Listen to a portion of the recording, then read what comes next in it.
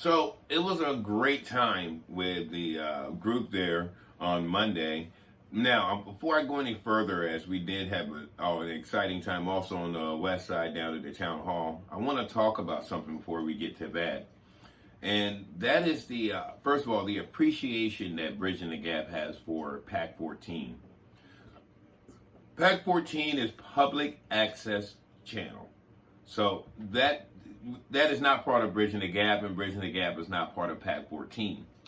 We are what you would call a local producer, and we have the opportunity to use their studio. We have their opportunity to broadcast on their platforms, but anything that we do as far as Bridging the Gap, it has no reflection on PAC 14.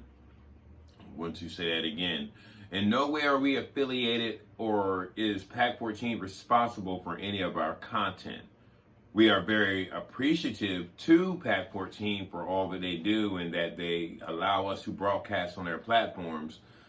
But again, what we air is all the responsibility of Bridging the Gap and those that are on the show. So I just want to go ahead and say that before we go any further.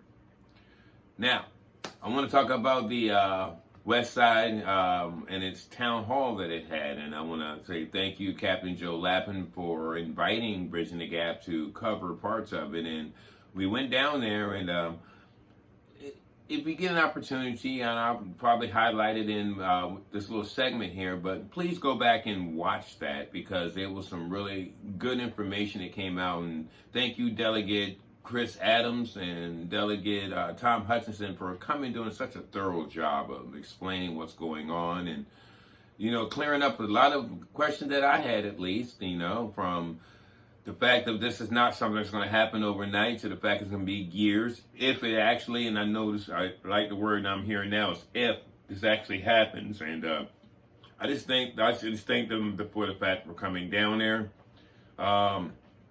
The important questions I feel I got answered. As a matter of fact, I want to go over one of the biggest questions that's been on people's mind that I asked.